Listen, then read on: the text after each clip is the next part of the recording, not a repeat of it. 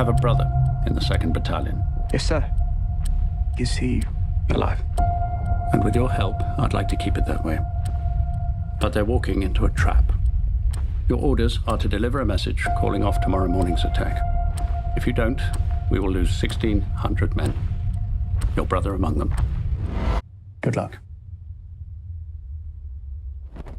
Now, this film is Sam Mendes' latest directorial effort after the not-so-good Spectre, and Teen is a race against time when these two soldiers have to deliver this message telling soldiers that they need to stand down because they're heading into a trap, and if they don't, then 1,600 soldiers will die at their expenses.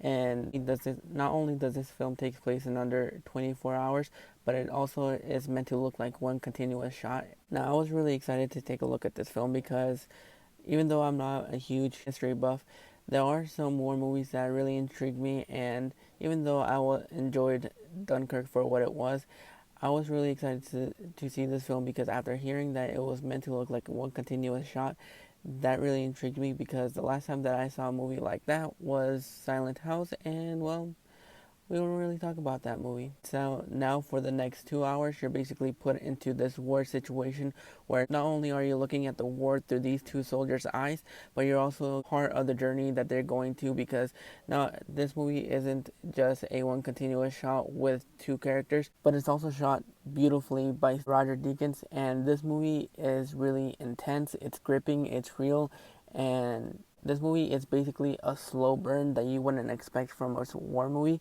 You don't see a lot of war combat in this film. You get some here and there, but you also get some great storytelling by Sam Mendes, and I think he did a wonderful job with this film. I think the two actors, Dean Charles Chapman and George McKay, did a wonderful job. I think their performance in this film is really great, and they basically do carry this film for the whole 2-hour runtime because you're basically following these two soldiers who are basically just sending a message to their other soldiers on the other end of the enemy lines, and they have to try to make it before they go out to war so that 1,600 people don't die in this deadly trap that they're walking into.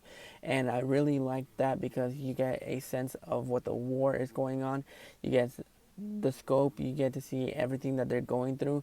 And one thing that I really liked about this film is that it really did give us a sense of what war is like on the battlegrounds. There's no cuts to anything, and even though you do get some appearances by Colin Firth and Mark Strong and Benedict Cumberbatch, you basically are following these two soldiers throughout the entire film, and that really set well with me because you don't get a lot of character development. You just know like bits and pieces of these two characters. Expedition done towards the first 5 minutes of the film, and that's basically all you get throughout the film. There are some moments that drag a little bit during the second act of the film, but it picks right up towards the end of the second act, and I really loved it a lot. And there's also a moment in here that reminded me of Hacksaw Ridge, and without spoiling it, it made me jump. I think this is a great war film, and if you really love war films, this is going to be one of the best war films that we've gotten in recent years. And if you're looking forward to the next Saving Private Ryan, you might be disappointed because this isn't in the same vein as Saving Private Ryan. It's really slow. It takes its time getting to its place, and I really enjoyed that. And if you want a slow burn kind of war film, this is going to be the film for you. Roger Deakins did a wonderful job with the cinematography, the way it's shot, and hopefully he gets an Oscar for this film because I think he did a wonderful job, and so did Sam Mendes.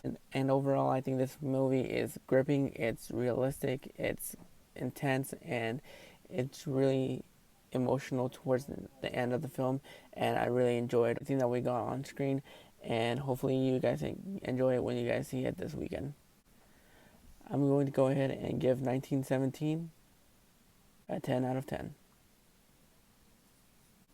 Were you one of the few lucky people that saw it earlier last year, or are you excited to see it when it gets wide release this weekend? Go ahead and let me know down in the comments what you think of the movie, and if you like this review, go ahead and click that like and subscribe button.